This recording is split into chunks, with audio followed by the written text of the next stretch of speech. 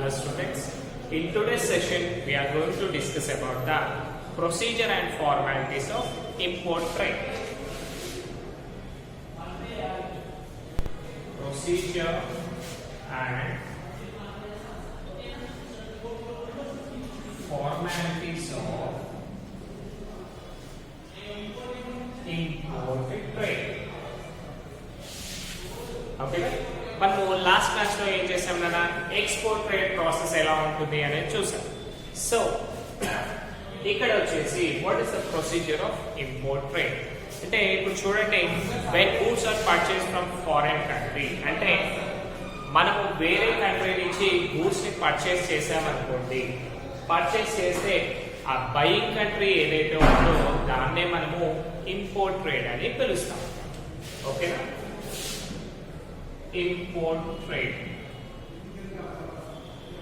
means purchase of goods from foreign country. ఓకేనా?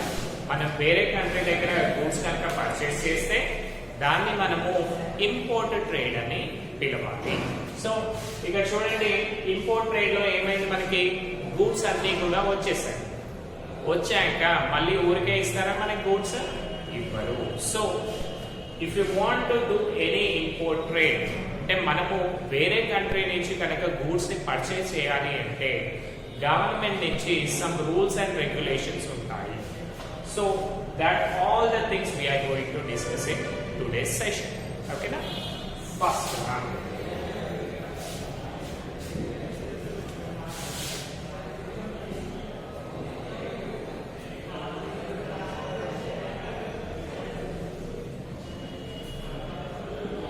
So first one, as an importer మీరు ఏమైనా గూడ్స్ కొనాలి అనుకోండి, compulsory you need to have import licence. ఓకేనా? బికాస్ నా మెయిన్ గా మనకు ఎక్స్పోర్ట్స్ అండ్ ఇంపోర్ట్స్ ఎందుకు తీశారు? In order to make a regional balance of things కదా. ప్రతి ఏరియాలో కూడా అన్ని రిసోర్సెస్ ఉండాలి అని చెప్పి మనకి ఇంపోర్ట్స్ అండ్ ఎక్స్పోర్ట్స్ అనేవి అయ్యాయి. Next, in order to satisfy all human wants కదా, ప్రతి ఒక్కరు వాళ్ళకి నచ్చింది కొనాలి, నచ్చింది పర్చేస్ చేయాలి అని చెప్పేసి మనకి ఇంపోర్ట్ ట్రేడ్ అనేది తీసుకురావడం జరిగింది. సో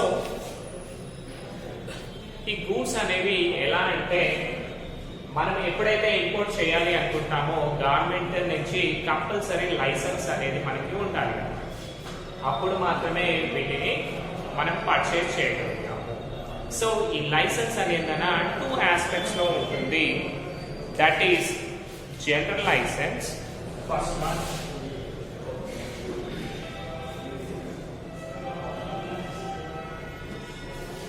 ఓకే, జనరల్ లైసెన్స్ అనేది ఫస్ట్ వన్ ఉంటుంది. అండ్ ఇంకొకటి, ఈ గూడ్స్ అనేవి మనం ఇంపోర్ట్ చేయాలి అంటే కంపల్సరీ కూడా లైసెన్స్ అనేది ఇంపార్టెంట్. ఒకవేళ లైసెన్స్ కనుక లేదు అనుకోండి, మీరు ఆ గూడ్స్ ని ఇంపోర్ట్ చేసే రైట్స్ మీకు ఉండవు. So first one general licence and second one individual licence. Okay, general licence లో ఏమవుతుందనా అంటే, which is used for import from any country. అంటే ఈ జనరల్ లైసెన్స్ ఉందనుకోండి, మనము ఏ కంట్రీ నుంచి అయినా సరే గూడ్స్ ని ఇంపోర్ట్ చేసుకునే రైట్స్ ఉంటాయన్నమాట.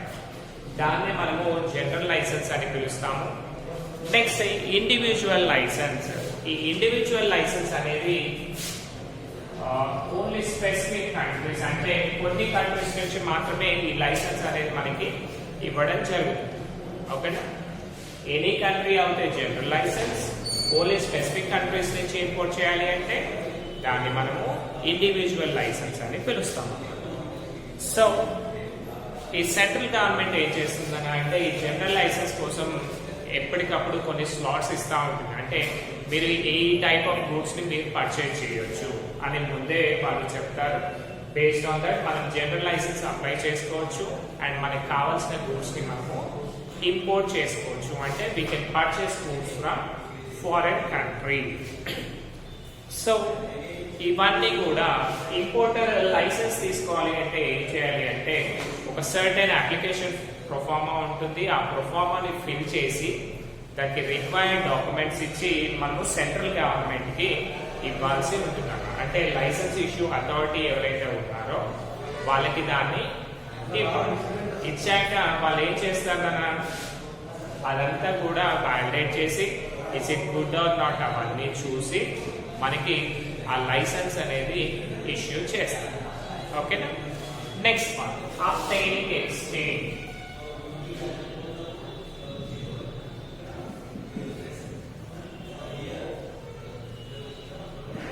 సో మనము కంట్రీస్ లో కనుక కరెన్సీ వాల్యూ చూసామనుకుంటున్నా ప్రతి ఏరియాలో ఏముంటుందా ఉంటుంది. సపోజ్ మనకి $1 70 రూపీస్ అనుకుంటుంది. $1. ఓకేనా. సో ఇక్కడ ఏమవుతుందన్నా మనది 70 కలిపితే వాళ్ళకి ఓన్లీ 1 రూపీ అవుతుంది కదా. సో ఇక్కడ ఏం చేయాలి అంటే మనం ఫారెన్ కంట్రీ కనుక పే చేయాలి అనుకోండి, వాళ్ళ కరెన్సీ ఎంతో మనకు తెలియదు కదా. అందుకనే ఇంపోర్టర్ ఏం చేయాలి అంటే before going to the agreement foreign exchange code తోటి, ఓకేనా, ఫారెన్ ఎక్స్చేంజ్. సో ఇక్కడ ఏమవుతుందన్నా బేస్డ్ ఆన్ డాలర్స్ రూపీస్ మనకి చేంజెస్ ఉంటాయి కాబట్టి ఇతను ఏం చేయాలి, ఇంపోర్టర్ ఏం చేయాలి అంటే అతనికి కావాల్సిన ఎంత అమౌంట్ అయితే కావాలో ముందే ఎక్స్చేంజ్ కోడ్ పెట్టుకోవాలి. సెక్యూరిటీస్ ఎక్స్చేంజ్ కోడ్ ఇలా ఉంటాయి కదా. సో ఈ ఫారెన్ కరెన్సీ ఎక్స్చేంజ్ కోడ్ కి ఇతను అప్లికేషన్ పెట్టుకోవాలి. సపోజ్ ఇతను ఏం చేస్తున్నాడు అంటే డాలర్ కి 70 రూపీస్ కదా. సపోజ్ ఇతను $1,00,000 ఓకేనా, $1,00,000 బిజినెస్ చేస్తున్నాడు అనుకో. సో ఇతను ఏం చెప్పాలి అంటే సార్ నేను $1,00,000 బిజినెస్ చేస్తున్నాను, సో మీకు 70 lakh రూపీస్ ఇస్తాను, నాకు ఆ డాలర్స్ అవైలబుల్ ఉండేట్టు చూడండి అని ముందే ఎవరికి చెప్పాలి, ఫారెన్ కరెన్సీ ఎక్స్చేంజ్ బోర్డ్కి చెప్పాలి. చెప్పడం వల్ల ఏమవుతుందన్నా వీళ్ళకి కావాల్సిన డబ్బులు వాళ్ళు అడ్జస్ట్ చేసి పెడతారు. సో దట్ ఇతను ఈజీగా పేమెంట్ అనేది చేయగలుగుతాడు. Next, intent or order.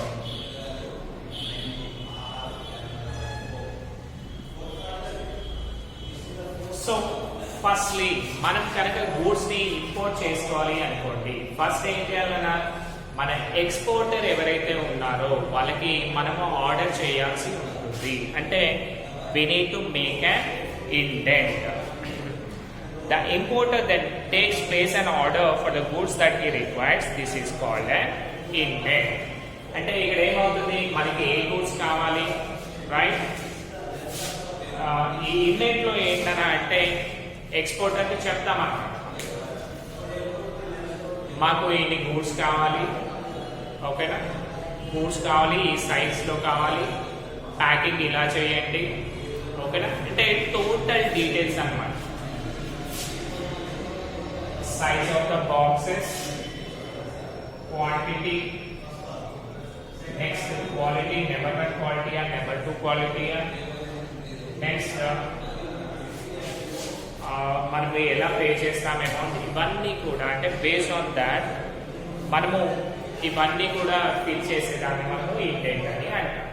ఒకవేళ అతను మనం చెప్పిన కండిషన్స్ అన్ని ఒప్పుకున్నాడు అనుకోండి, అది మనకి ఆర్డర్ అయింది, ఓకేనా. ఫస్ట్ మనము ఎంక్వైరీలా చేసేదాన్ని ఇంటెంట్, తర్వాత అది ఓకే అవుతే ఆర్డర్ అని పిలవాలి. ఈ ఇండెంట్స్ అన్న మనకి we have closed indent, open indent, ఇవన్నీ కూడా ఉంటాయి. Let us discuss that. The indent is prepared in duplicate. The indents are 3 types versus open, closed and conformity indent. So ఇవన్నీ డీటెయిల్స్ తో ఇండెంట్ రెడీ చేశాం కదా. ఈ ఇండెంట్స్ కూడా మనకి 3 టైప్స్ వచ్చాయి, ఓపెన్, క్లోజ్ అండ్ కన్ఫర్మిటీ, ఓకేనా. ఈ 3 టైప్స్ ఆఫ్ ఇండెంట్స్ ఉంటాయి. ఓపెన్ ఇండెంట్ అంటే in which does not specify the price and other details of the goods order but leaves them settled by the agent in the foreign country. అంటే open indent లో ఏమవుతుందని అంటే దీంట్లో prices అవన్నీ కూడా ఏమి మనం ఏంటి అంటే మిడిల్ లో బ్రోకర్స్ ఉంటారు కదా, ఫారెన్ కంట్రీ ఏజెంట్స్ తో కనుక ఓకేనా, మనము ప్రతి ఏరియాలో ఎవరు ఏం సేల్ చేస్తారో వాళ్ళని డైరెక్ట్ గా అప్రోచ్ కాలేము సమ్ టైమ్స్. సో ఇక్కడ ఏమవుతుంది, ఈ ఏజెంట్స్ ఎవరైతే సేల్స్ ఏజెంట్స్ ఉంటారో వీళ్ళు ఏం చేస్తారు కదా, అవైలబిలిటీ ఆఫ్ గూడ్స్ బట్టి వాళ్ళు మనకి ఇంపోర్ట్స్ అండ్ ఎక్స్పోర్ట్స్ లో మీడియేటర్స్ గా ఉంటారు కదా. సో మనం ఏం చేసామంటే ఫారెన్ కంట్రీ ఏజెంట్ తో కనుక మనం డీలింగ్స్ పెట్టుకున్నాము అనుకోండి, అతను ఏం చేస్తాడు, అతనికి వచ్చే ప్రైస్ వేరే ఉంటుంది, మనకు వచ్చే ప్రైస్ వేరే ఉంటుంది. కాబట్టి ఆబ్వియస్లీ దీంట్లో ఏంటి అంటే ప్రైస్ అనేది ఉండదు అన్నమాట. ఓకేనా, సో వాటిని మనము ఓపెన్ ఇండెంట్ అని పిలుస్తాము. Next closed indent. సో ఒకవేళ కనుక you have all the details of goods గురించి ప్రతి ఒక్కటి కూడా డీటెయిల్ గా రాసి ఉందనుకోండి, దాన్ని మనము క్లోజ్డ్ ఇండెంట్ అని పిలుస్తాము. Next conformity indent. If an order is placed subject to the confirmation by the importer's agent, the indent is called confirmatory indent. అంటే మనం ఇంపోర్ట్ చేస్తున్నాం అనుకోండి, మన ఏజెంట్ వాళ్ళకి కన్ఫర్మేషన్ ఇచ్చాడు, అంటే మాకు ఇన్ని గూడ్స్ కావాలి అని కన్ఫర్మ్ చేశాడు అనుకోండి, confirm by importers agent.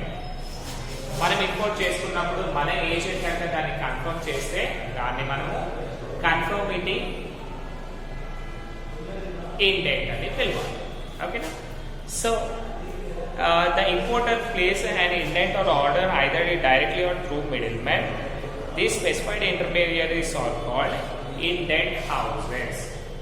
So ఇక్కడ ఏమైందన్నా మనకి ఇంపోర్టర్ ఎక్స్పోర్టర్ మధ్యన మాక్సిమం వాళ్ళిద్దరు ఉంటారు, లేదు అంటే మీడియేటర్స్ గా ఏజెంట్స్ ఉన్నారు కదా.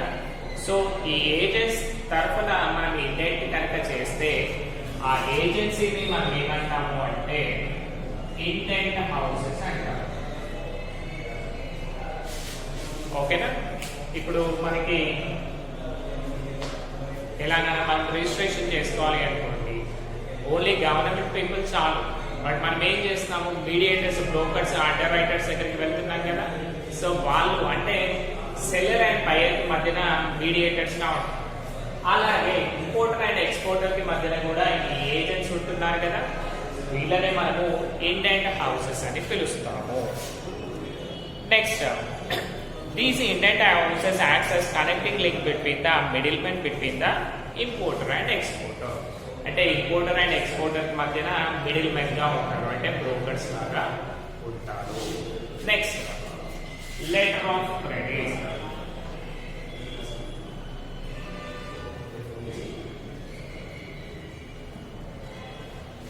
So after the order is accepted, మళ్ళీ ఏం చేస్తారని మనము వేరే వాళ్ళకి సేల్ చేయాలి అనుకోండి, అరే నేను గూడ్స్ అయితే ఫారెన్ ట్రేడ్ చేస్తున్నాను, బట్ వాళ్ళు నాకు డబ్బులు ఇస్తారా లేదా అనే గ్యారంటీ ఉంటుందా?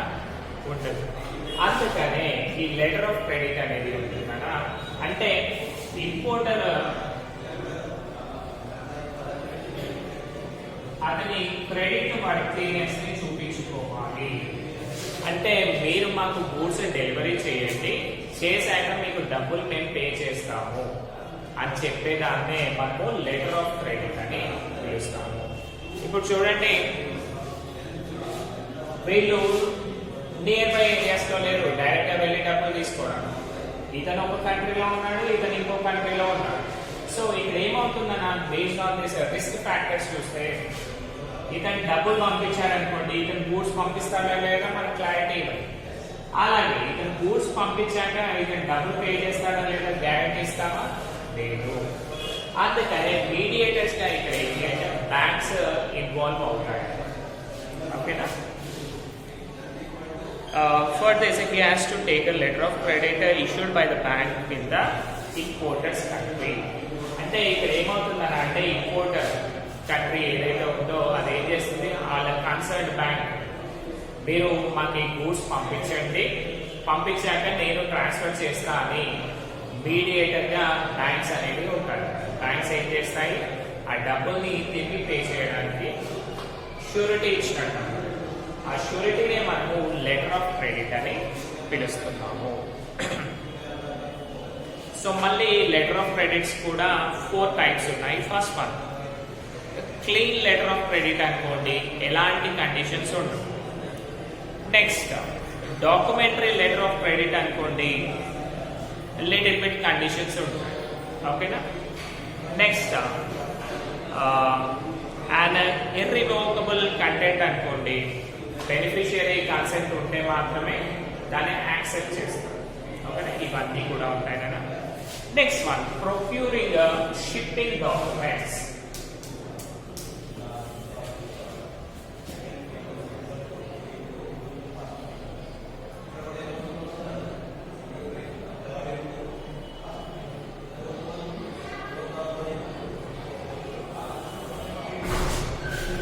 So procuring shipping documents ante after the goods are shipped by the exporter, he sends an advance to the importer. The exporter also draws the importer.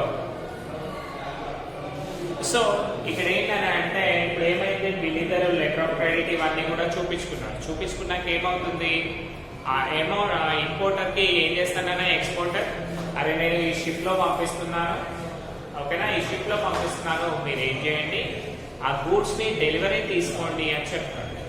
ఊరికే ఇస్తాడా డెలివరీ అనేది? ఇవ్వడు. సో ఇంపోర్టర్ కి ఏం చేస్తాడన్నా, అరే నేను ఈ షిప్ లో పంపిస్తాను, ఈ గూడ్స్ ని మీరు డెలివరీ చేసుకోండి అని చెప్తారు. ఇతను డైరెక్ట్ గా వెళ్ళి షిప్ దగ్గరికి వెళ్ళి నా గూడ్స్ వచ్చినాయి ఇవ్వు అంటే ఇస్తారా? ఇవ్వరు. వాళ్ళు ఏం చేస్తారు, వాళ్ళకి కావాల్సిన రిక్వైర్డ్ డాక్యుమెంట్స్ అన్ని కూడా అడుగుతారు కదా. ఆ డాక్యుమెంట్స్ ఏంటి అంటే ఇన్వాయిస్ కానివ్వండి, అంటే ఇన్వాయిస్ లో ఏమవుతుందన్నా total details of the transaction, వాళ్ళ బిల్ ఏదైతే ఉందో ఆ ట్రాన్సాక్షన్స్ మొత్తం ఉంటాయి, దాన్ని ఇన్వాయిస్ అంటాము. Next insurance policy, bill of lading, consular invoice, ఇవన్నీ కూడా. అంటే ముందు మనము ఎక్స్పోర్ట్స్ అండ్ ఇంపోర్ట్ చేయడానికి మిడిల్లో ఏవేవైతే ఉన్నాయో, అంటే ఆ డాక్యుమెంట్స్ అన్నింటినీ కూడా ఈ ఇంపోర్టర్ ఏం చేయాలన్నా త్రూ మెయిల్ కానీ ఆ మెయిల్లోనే వచ్చేస్తాయి కదా. ఆ మెయిల్లో వచ్చినప్పుడు వాటన్నిటిని కూడా ఇతను క్యారీ చేయాలి. దాన్ని ఒక డాక్యుమెంటరీ విధంగా చేయాలి. దాన్ని మనకు డాక్యుమెంటరీ బిల్ అని కూడా అంటాము. It is forwarded to the importer through the exporters bank.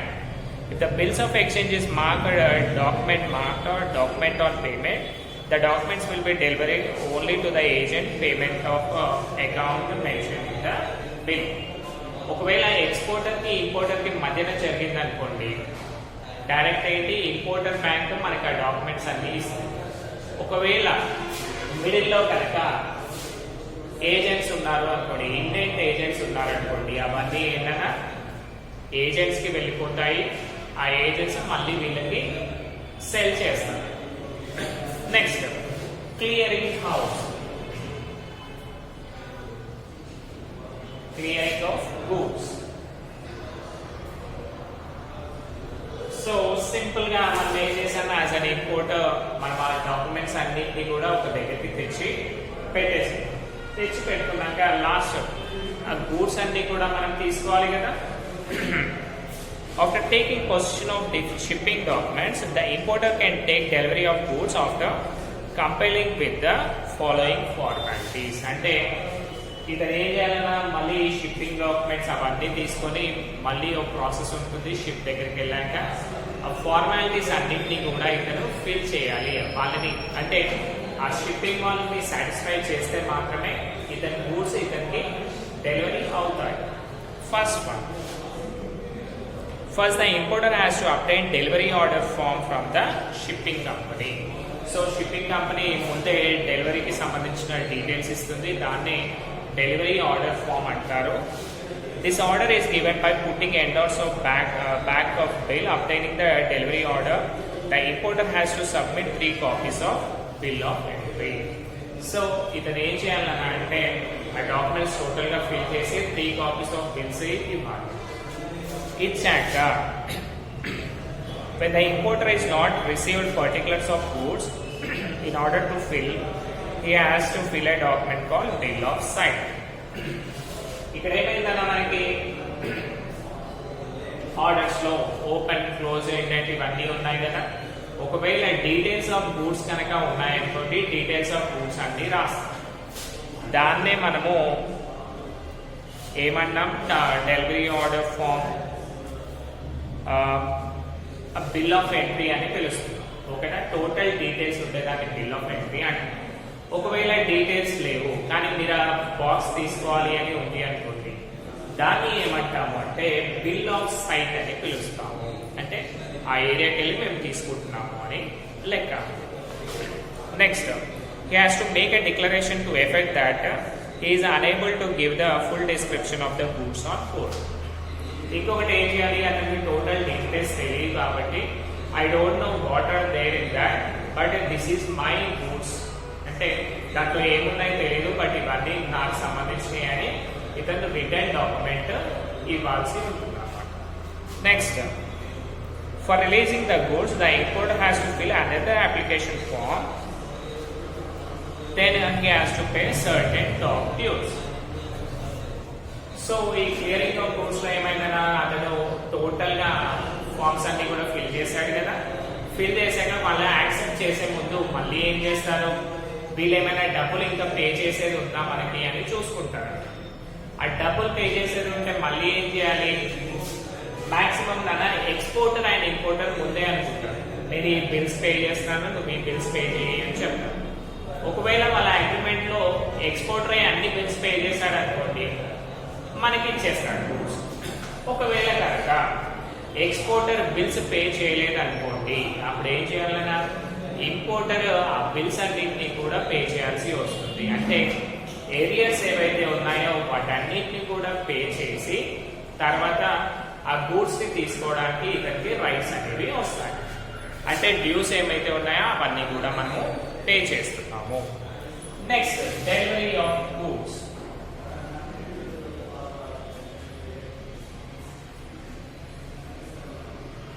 So delivery of goods లో చూసుకుంటే, after examining the bill of entry, application of endorsed by the port trust authorities permits the importer to take possession of the goods. Delivery of the goods లో ఏంటన్నా totally ఇక్కడ వరకు clearing of goods లో ఏమైంది, వాళ్ళ taxes అవన్నీ కూడా అన్ని క్లియర్ గా ఉన్నాయని తెలుసు. అప్పుడు ఏం చేస్తారంటే పోర్ట్ వాళ్ళు ఉంటారు కదా, ఎవరైతే ఎక్స్పోర్ట్ ఆ port excise custom duty excise duty వాళ్ళందరూ ఉంటారు కదా ఆఫీసర్స్, వాళ్ళందరూ కూడా ఏం చేస్తారు, ఇవన్నీ కూడా క్లియర్ గా ఉన్నాయి, so you are eligible to take these goods అని చెప్పేసి దానిపైన ఒక స్టాంప్ వేస్తారు. ఆ స్టాంప్ వేస్తే ఆ స్టాంప్ తోటి ఏం చేస్తున్నా ఇతను ఆ గూడ్స్ అన్ని కూడా తీసుకుపోవడానికి ఛాన్సెస్.